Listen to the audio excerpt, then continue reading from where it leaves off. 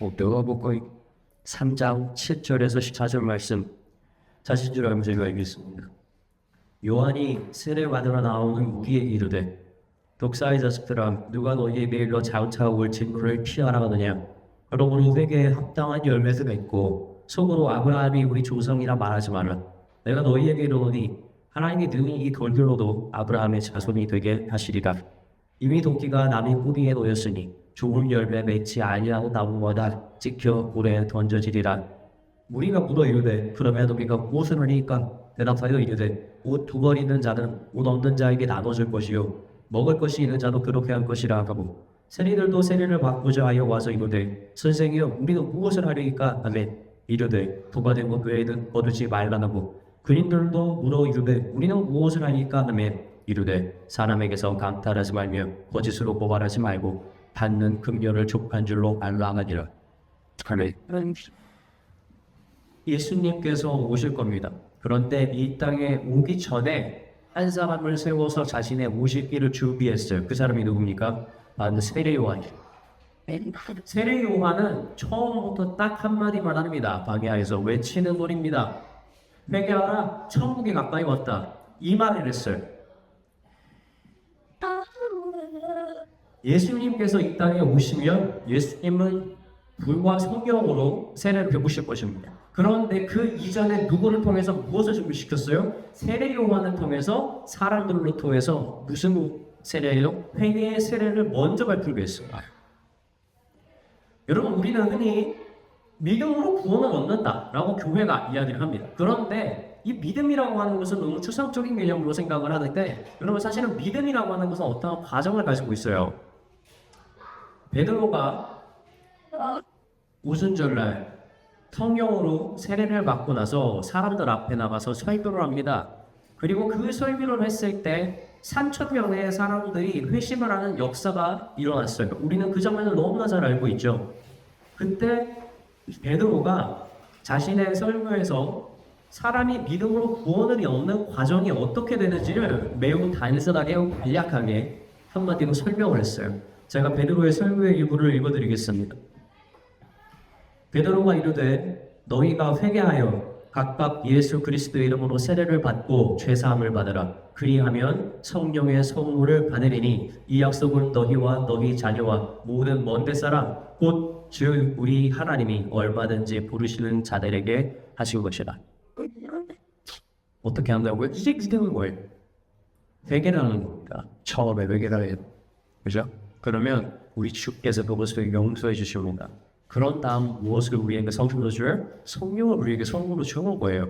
여러분 믿음의 과정이라고 하는 이런 일련의 과정이 있는 거예요. 여기서 가장 중요한 첫 번째 무엇이라고요? 여러분 회개입니다. 심지어 예수님이 오기 전에도 먼저 준비시킨 게 뭔지 아세요? 너희 죄인이라는 걸 사람들에게 알려주는 거예요. 그래서 세례 요한을 세워서 너 빨리 애들 불러서 죄인인 거 깨닫게 하고 이들이 하나님 앞에 죄가 있다는 것을 고백하게 만들어라고 한 거를 세례 요한을 통해서 시킨 거예요. 이때 세례 요한 앞에 사람들이 무리가 많이 모인 거예요. 근데 모였는데 이 요한이 이들을 뭐라고 말합니까? 야 너희는 어디 가서 아브라함의 자손이라고 말하지 마. 너희 독사의 자손들이야. 야 하나님이 하시려거든. 야 여기 앞에 있는 이 돌들도 아브라함의 자손이 될 수 있다라고 얘기하는 거예요. 만말을 쏟아냅니다. 그들은 엄청나게 비판 쏟아내는 거예요. 왜 그랬습니까? 사람들이 모였어요. 세례를 받으려고 모였어요. 그리고 무슨 말을 듣고 모였어요? 회개하라는 말을 듣고 모였어요.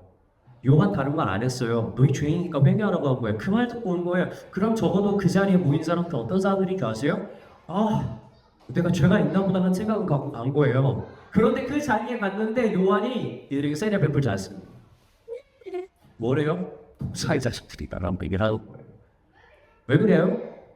이 사람들이 마음의 중심에 죄를 무엇인지 깨닫고 고백하려는 일인데 뭐가 없냐면 그 죄를 방치려는 마음이 없었어요. 여러분 회개에 우습게 보시면 안 돼요. 회개는 고백한다라는 회와 고친다라는 개가 들어가 있는 겁니다. 여러분 회개를 한 다음 세례를 받는 거라고요.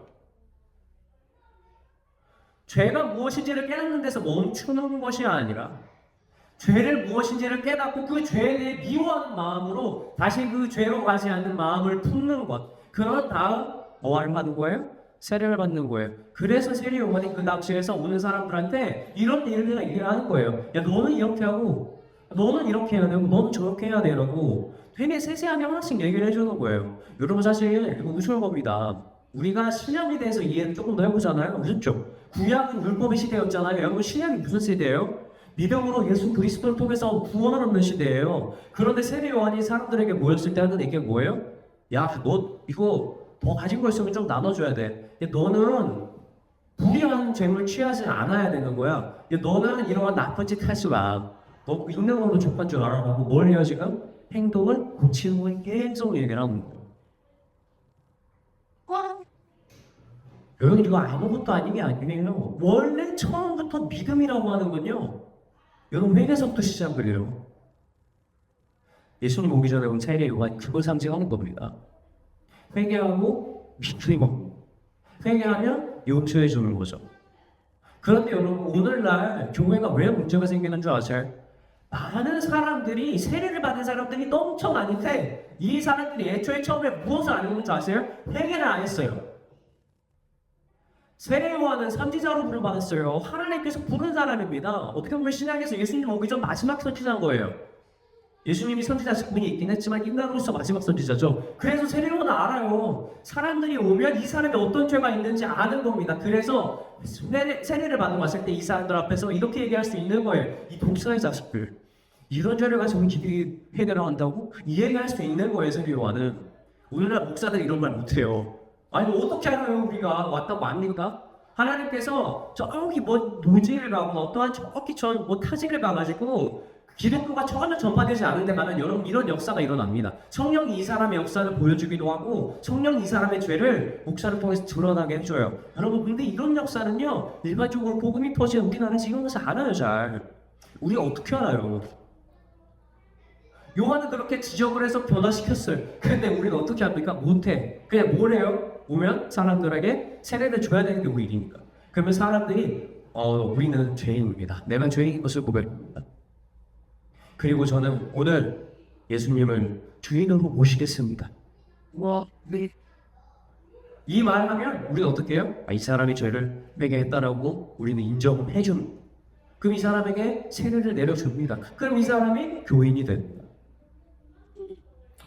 그런데 교회 가운데에서 이 처음 진짜 회개를 하지 않고 세례를 받아서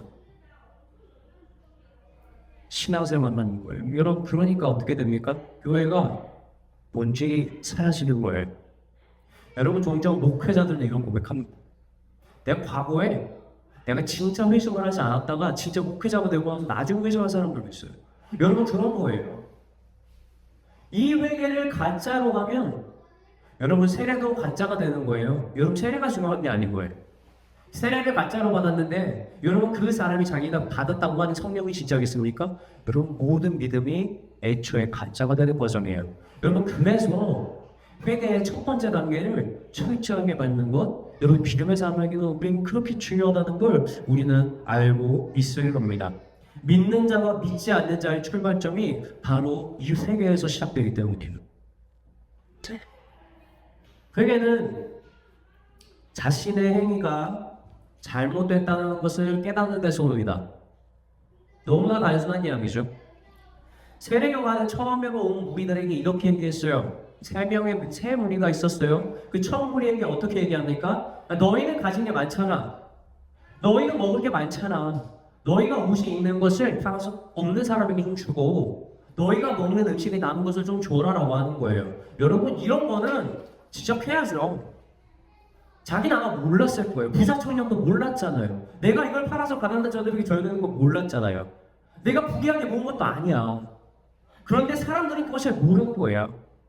없는 사람들, 힘든 사람들을 향해서 안타까운 마음을 여기지 않는 것도 여러분 하나님한테 죄인 겁니다. 그래서 이러한 지적을 하는 것은 사실 우리가 볼 때 교회 세례요한이 이런 사람들에게 이런 중심 알려줄 수 있어 라는 생각이 드는 거예요. 그런데 재밌는 건 두 번째 무리죠. 누구입니까? 여러분 세리들이에요. 세리들이 물어보는 거예요. 아니 우리가 뭘 해야 되는 거예요? 라고 얘기를 하고 봅니다. 여러분 세리가 죄를 지었을까요? 안 지었을까요? 그 당시 유대인들이 이 세리들을 정말 싫어했어요. 왜냐면 이 세리들이 나라를 팔아먹는 사람이었잖아요. 자신들이 자기의 민족에게서 세를 받아서 로마 황제에게 돈을 갖다 주는 사람입니다. 그런데 이 세리들이 그 안에서 관행적으로 하는 행위가 있었어요. 그게 뭔지 아세요? 세금의 일부를 더 부과한 다음에 거기서 일부를 떼서 자신의 부당한 이유로 치경고 가요. 여러분 여기 속으면 안 되는 게 있어요. 뭔지 아세요? 관행이에요. 세리들은 지금 세리가 앞에서 물어보는 거예요. 아니 우리가 뭘 잘못했고 우리가 뭘 고쳐야 되니까 하는 거예요. 자기가 그러한 죄에 대해서는 죄라고 생각을 안 합니다. 왜 그런 줄 아세요?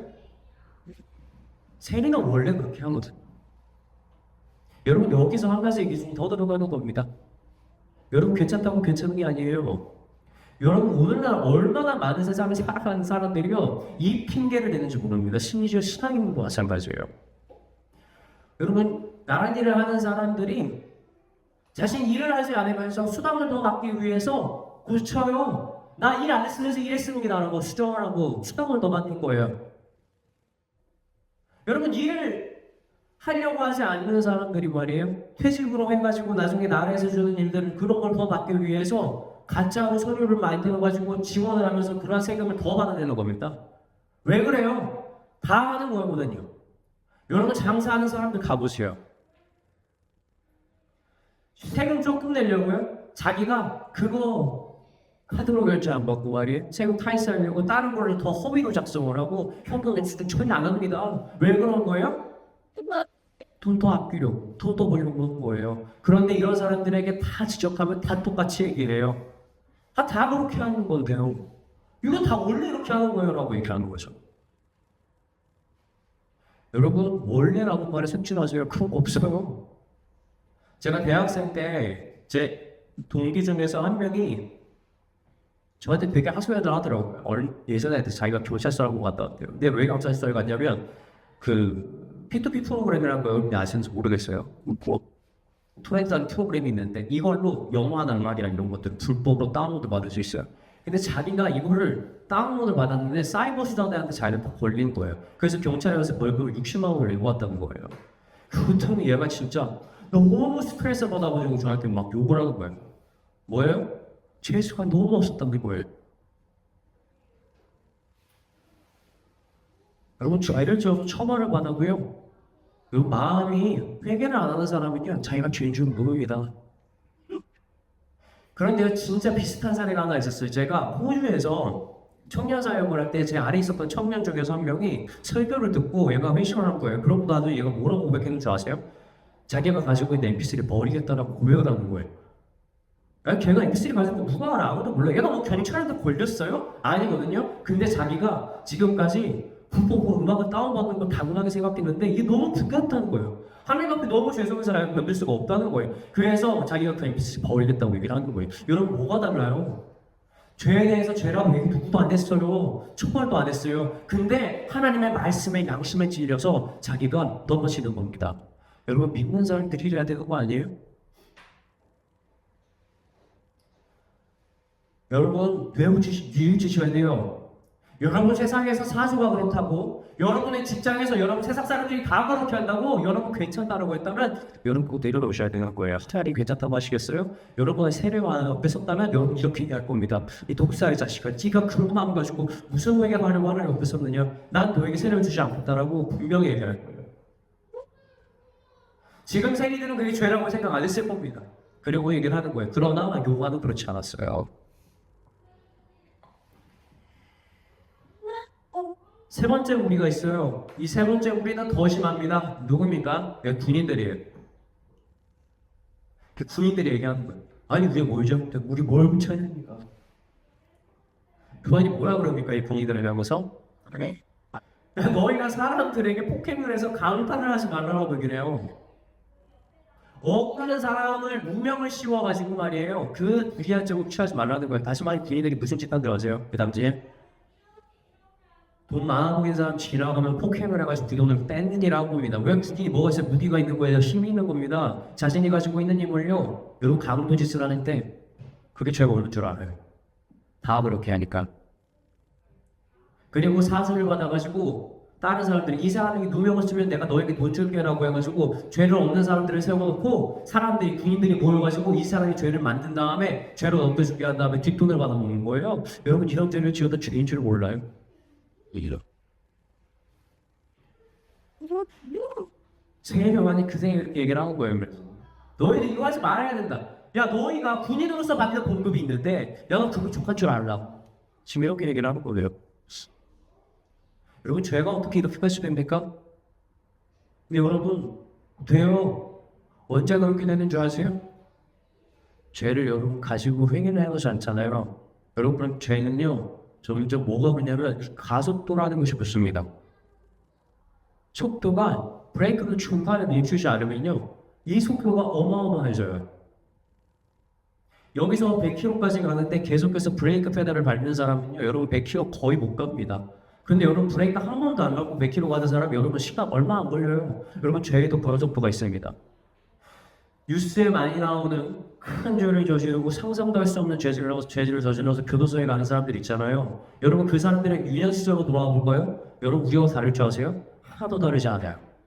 물론 그 사람들의 환경이 부할 수 있어요. 어려울 수 있어요. 그런데 그 당시 어릴 때 그들의 모습에 그 천진난만한 거 순수하게 여러분 우리와 달랐을까요? 아니요, 다 똑같았을 겁니다. 그런데 시간이 지나면서 조금씩 차이가 나기 시작을 합니다. 주변에 요인이 없어요. 무슨 요인이요? 그들이 죄를 향해 달려가는데 이것을 멈추게 해준 요인이 하나도 없는 거예요. 일반적으로 우리는 선생님들이 있어요. 그리고 가정이라고 하는 부모님들이 있습니다. 그리고 우리는 또 교회라는 바운더리가 있고 말씀이라는 틀이 있는 거예요.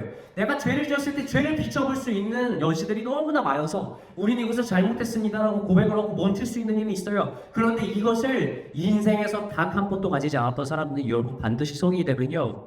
그 죄의 가속도로 인해서 그것을 꺾을 수가 없습니다. 멈출 수가 없어요. 그리고 나서 대형장을 치는 거예요. 한순간에 일어나는 일이 아니라는 거예요. 여러분 회개가 왜 중요해요? 회개는요 죄가 범퍼지는 것을 막아줍니다. 내가 죄를 품고 죄를 짓고 그 죄를 사랑하는 데까지 나아가지 못하게 해주는 거예요. 여러분 죄는 단계가 있거든요. 죄가 찾아오면 우리가 뭐 어떻게 막겠어요? 마틴 루터도 이렇게 말했어요. 죄의 습성을 죄가 우리의 머리에 찾아와서 머리에 깃드는 것 잠깐 머무는 것을 우리가 어떻게 막겠느냐. 그건 막을 수가 없다.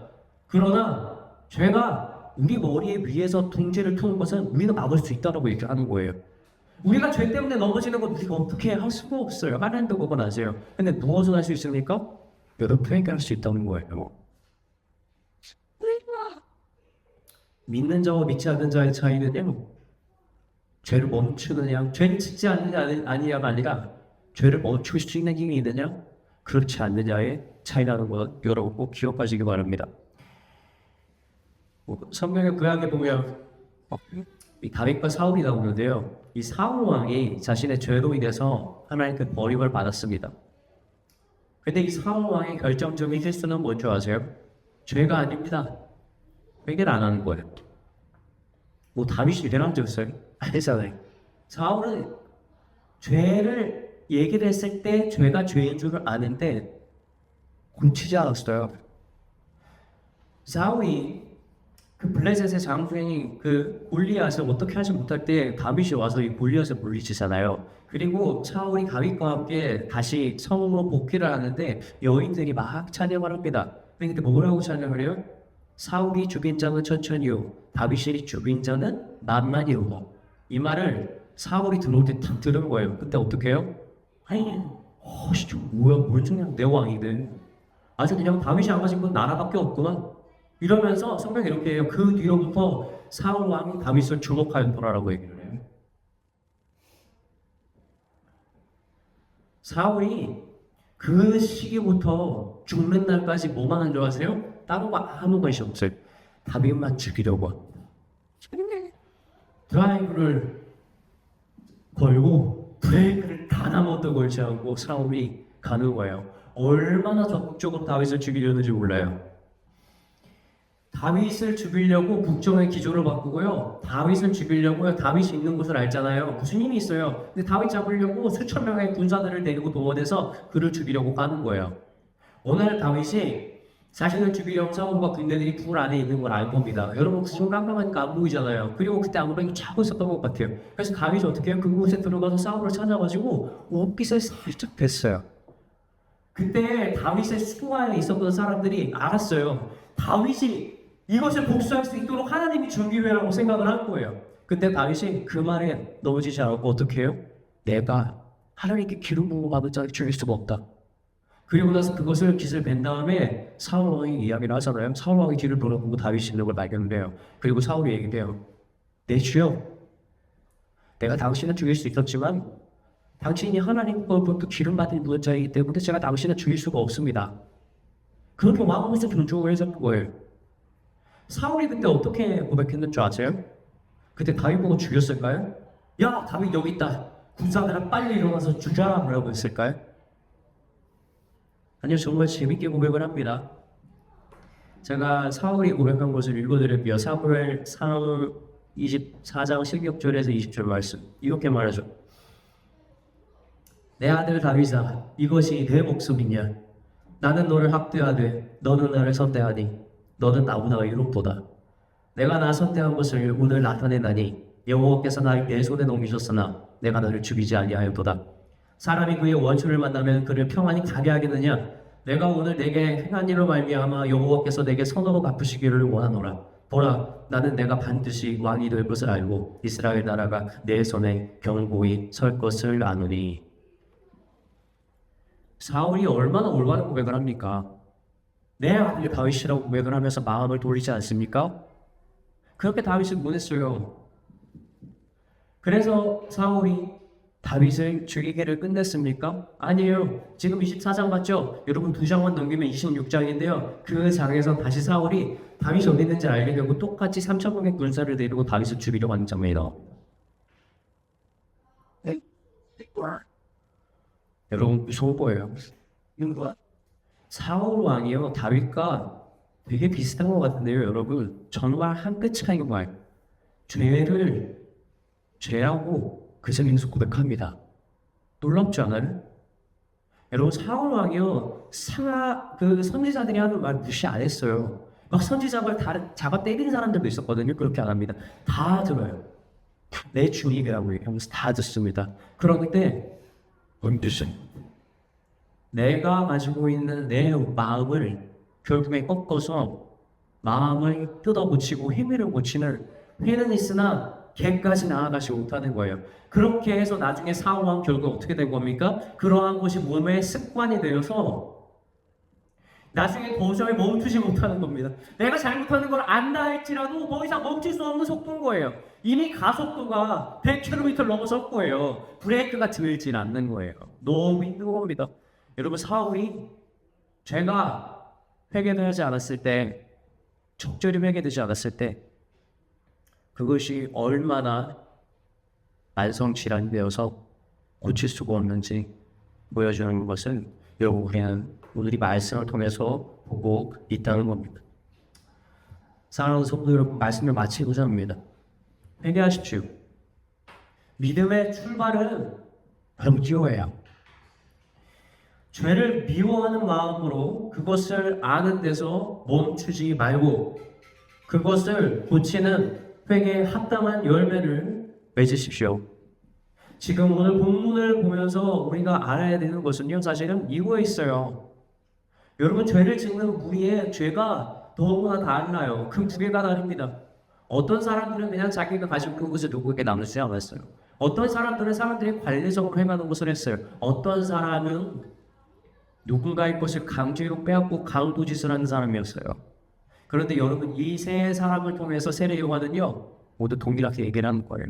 얘들아, 너희가 너희의 죄를 진짜로 회개하지만 너희가 이것을 알고 너희가 마음을 고치고 고백을 하고 하나님 앞에 오면 세례를 연결해줄게. 무슨 말에 너희의 죄가 얼마나 큰 하나님은 이 모든 것들을 많이 없애주시고 세리와는 사실은 그들에게 독사의 자식이라고 말했지만 하나님의 자비가 얼마나 큰지 알려줄 거예요. 여러분 그러니까 회개해야 되는 거예요.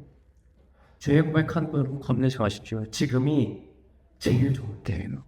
이것을 고백하고 멈췄을 때 우리를 새롭게 하시고 번능하게 주실 우리 주님을 기억하며 우리의 중심을 날마다 드리는 저와 여러분이 되게 주님의 여러분을 축원합니다. 기도하겠습니다.